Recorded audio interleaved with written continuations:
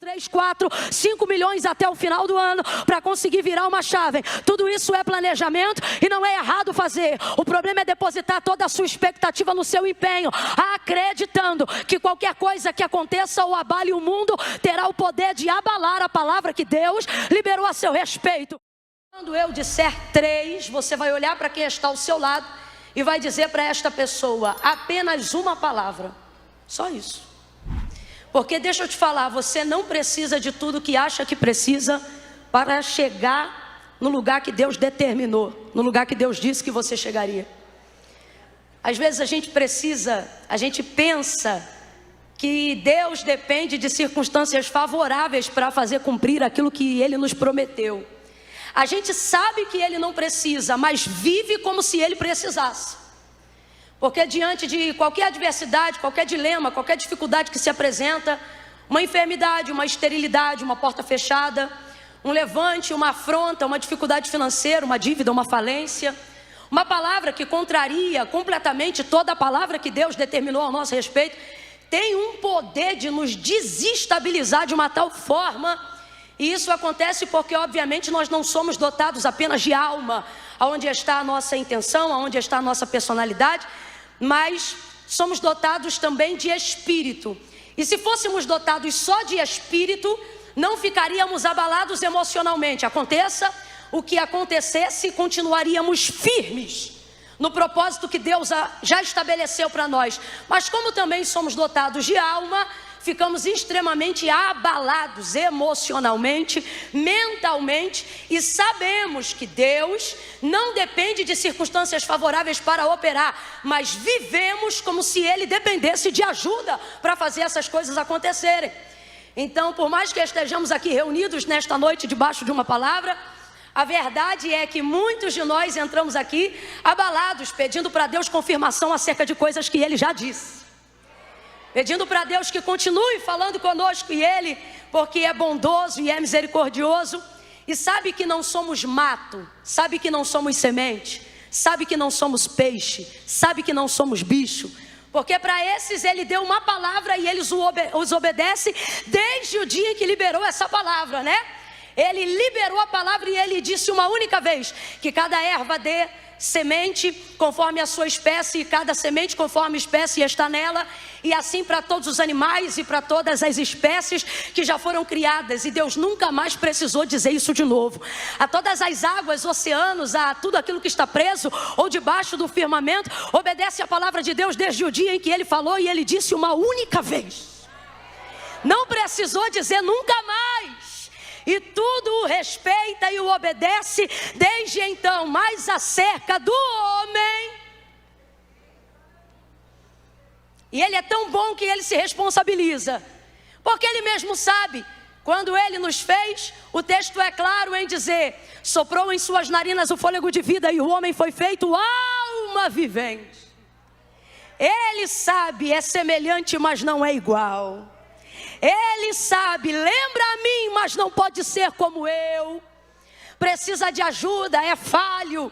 E por causa da sua bondade, da sua misericórdia, conferências como essa Ele estabeleceu no coração dos homens, para que Ele possa continuar sendo um farol e apontando um destino, independente das circunstâncias, independente das adversidades, independente das tempestades, independente da contrariedade, independente das falhas do nosso caráter, independente das dificuldades da nossa personalidade. Ele continua aqui e Ele está dizendo: eu falo hoje, falo amanhã e continuarei falando, porque céus e terras passarão, a sua ansiedade vai passar, a sua depressão vai passar, mas as minhas palavras nunca passarão. Por isso eu vou continuar falando e me revelando a você pelo poder da minha palavra. Vai ver, você já serviu um Deus o qual você teve que trabalhar muito por Ele, teve que preparar casa para Ele, oferta para Ele, direção para Ele, caminho para Ele. E quando Ele andava, fazia isso por intermédio das suas mãos. E isso fez você começar a acreditar que pode ser que Deus esteja muito cansado, só que Deus te trouxe hoje aqui para te dizer: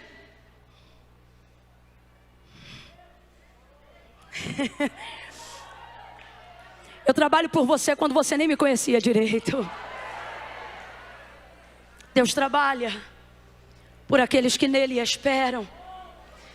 Tudo que existe e há, diz o autor da carta aos Hebreus, não foi feito por prova aparente do que se vê, mas antes céu e terra foram criados pelo poder da sua palavra.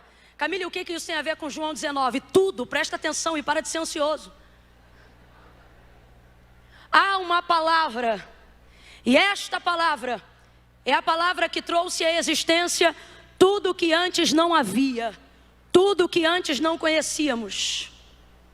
Então eu volto a dizer o que disse no início. Você não precisa de tudo que acha que precisa para chegar no lugar que você deseja. Você não precisa de tudo que acha que precisa para estar aonde Deus disse que ia lhe colocar. Camille, eu preciso de quê? Você precisa de uma palavra apenas. Uma palavra, e eu já disse e repito novamente nessa noite: Deus não depende de circunstâncias favoráveis para operar. Se Ele liberou uma palavra, ela está proibida de voltar vazia. Antes ela vai e faz aquilo que lhe apraz. Você acha que tem que ter o melhor plano de saúde, você acha que tem que ter o melhor plano de carreira, você acha que tem que ter os melhores amigos, você acha que tem que aumentar a sua cartilha, a sua network, você acha que tem que ter 2, 3, 4, 5 milhões até o final do ano para conseguir virar uma chave. Tudo isso é planejamento e não é errado fazer. O problema é depositar toda a sua expectativa no seu empenho, acreditando que qualquer coisa que aconteça ou abale o mundo terá o poder de abalar a palavra que Deus liberou a seu respeito. E por isso você tem vivido se desgastando, gastando a sua energia, a energia que você podia estar usando para adorar, a energia que você podia estar usando para descansar diante dele, porque mais fé do que precisa ter quem trabalha, precisa ter quem descansa. Por isso que quem descansa demonstra maior confiança para Deus. Veja, se você tem uma palavra, você tem tudo, mas a gente age com a palavra de Deus como se ela fosse uma coisa abstrata, como se ela não fosse mais sólida do que o chão que eu estou pisando, como se ela não tivesse maior poder de cobertura do que este teto que está sobre a nossa cabeça. Você estoura uma bomba aqui dentro, não sobra piso, não sobra teto, não sobra nada. Isso que hoje você tem certeza da solidez que é, amanhã não é mais nada. Agora, bota um crente debaixo de uma palavra. Pode jogar a bomba que for, remacaia soria. Meu Deus, pode tentar o maior nível de destruição, pode fazer o maior estratagema, bota um crente debaixo da palavra. Oh meu Deus do céu, olha para quem está do teu lado e diga: debaixo de uma palavra. Agora vamos ovacionar essa palavra e diga assim: debaixo da palavra. Da palavra. Ei, tua casa não caiu quando você perdeu o emprego, não é porque faltou dinheiro, é porque não faltou palavra. Tua enfermidade que te atormenta não te matou, não só o corpo, mas também a alma. Não é por causa dos remédios que você tem, é porque tu está debaixo de uma palavra. A esperança que nada muda e faz morrer em ti, ela ainda não foi embora porque você é indesistível, não. Ela ainda se mantém aí porque tu estás debaixo de uma palavra. Então para de considerar essa palavra sensorial e começa a crer que ela é mais sólida do que o chão que a gente pisa e mais contundente do que o teto que cobre a nossa cabeça. Você está debaixo de palavra, e quem está debaixo de palavra não naufraga, não perde, não rompe, não. Ai meu Deus. Pedro disse assim: havendo trabalhado toda a noite, nada apanhamos, mas sobre a tua lançarei a rede. Lançou a rede, pegou uma multidão de peixes tão grande, um cardume tão grande, que o barco quase ia a pique. E por que não foi a pique? Porque quem está debaixo de uma palavra vê o quase, mas não perde tudo.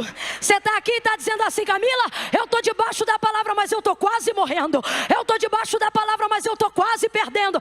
Camila, eu estou debaixo da palavra, mas eu estou quase me divorciando. E é este quase que não deixa concluir, porque a palavra de Deus está ali medindo o comprimento do barco, a estrutura da tua jangada, e Ele está dizendo: não vai. Por que não vai? Porque tu está debaixo de uma.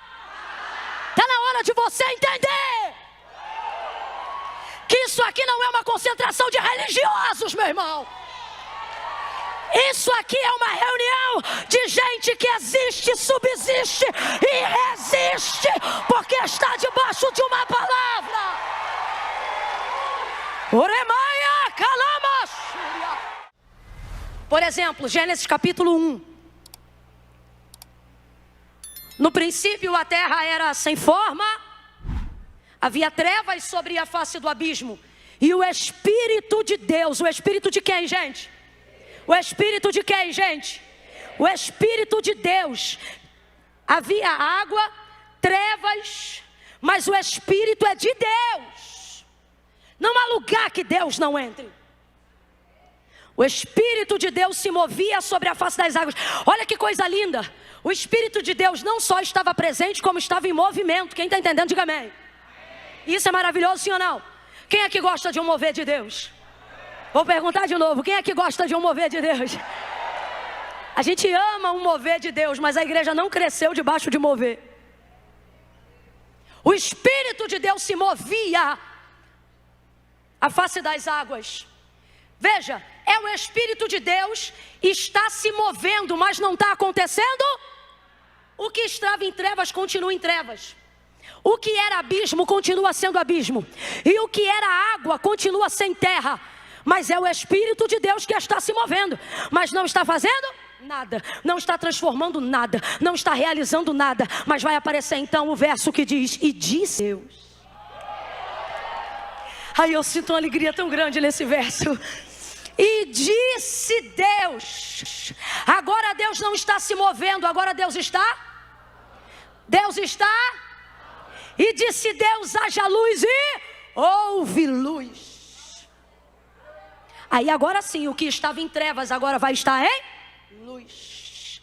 E ele começa a falar. E à medida que ele fala, as coisas vão acontecendo. À medida que ele fala, as coisas vão acontecendo. À medida que ele fala, as coisas vão acontecendo. Ele fala e vai acontecendo. Ele fala e vai acontecendo. Isso é o poder da sua palavra e não do seu mover. Mover sem palavra não muda nada, porque mover não transforma, mas palavra traz mover e transformação.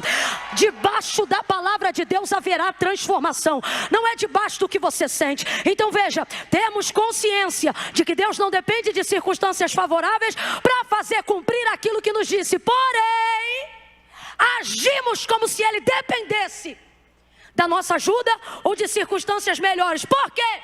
Porque temos fé no que sentimos e não no que sabemos. O que você sabe sobre Deus é o suficiente para te colocar num lugar de segurança. Será que o currículo do Deus de Gênesis não é o suficiente para te dar crédito, para mostrar que Ele não precisa de nada? Você pensa: eu preciso de toda a fé para Deus fazer o que eu quero. E aí quando aquilo que você quer não acontece, você diz assim: é porque eu não tive fé o suficiente. Na verdade, o que você não teve foi palavra o suficiente. Se você se apegasse mais à palavra do que ao que você sente, não haveria nada que você quisesse ou pedisse que Deus não fizesse. Camila, pois então eu não tenho que ter fé? Uma fé baseada na palavra e não uma fé baseada no que você sente. Mas você acha que orar e não ler a Bíblia é o suficiente? Você acha que fazer voto e não ler a Bíblia é o suficiente? Você acha que estar dentro de atmosferas proféticas e não conhecer o texto sagrado é o suficiente? Você acha que subir monte é o suficiente? Você acha que orar de madrugada é o suficiente? E Deus está dizendo: é meu mover e é de mim. Mas se não tiver palavra, não haverá correspondência daquilo que você está pedindo para eu fazer. E então, Camila, está na hora de você mudar 2 pilares. Tirá-los, não. Colocar eles no lugar que eles devem estar. Aonde? Primeiro palavra, depois fé. Quem tem que vir primeiro? Quando você coloca a palavra no lugar que ela tem que estar, fé se torna a consequência do que você sabe. Logo você não motiva a fé. Você recita a palavra e ela sopra a brasa da fé. Você quer fazer o contrário: soprar a brasa da fé e esperar que Deus envie palavra. Deus está dizendo: recite, profetize, invoque, cante, pregue, busque a minha palavra e deixa que ela, começa a soprar a brasa da fé. Rapaz, isso aqui é muito sério. Quando Deus disse haja luz, quem foi que disse eu concordo? Quando Deus disse haja luz, quem foi que disse eu creio? Ninguém disse nada. Foi o poder da sua Foi o poder da sua? Quando Deus disse haja firmamento, qual foi o anjo que disse amém, Jeová? Tá ligado? Não precisou de fé para haver manifestação de mundo. O que eu estou querendo dizer aqui? Não é heresia não, presta atenção. Deus não depende da nossa fé para fazer nada. Quando eu creio, Deus tem poder para fazer. E quando eu não creio, Ele continua tendo poder para fazer. Mas Ele só faz na vida de quem? Então presta atenção. Deus não depende da minha fé para ter poder de fazer. Eu que dependo da minha fé para ter poder de receber aquilo que Ele já fez. Logo, a minha fé não está no que eu sinto, a minha fé está na palavra. E por que isso é tão importante? Porque isso muda completamente o cenário atual da sua vida. Não importa como você entrou aqui dentro nessa noite, você sai com uma mudança de cenário radical em 3 passos.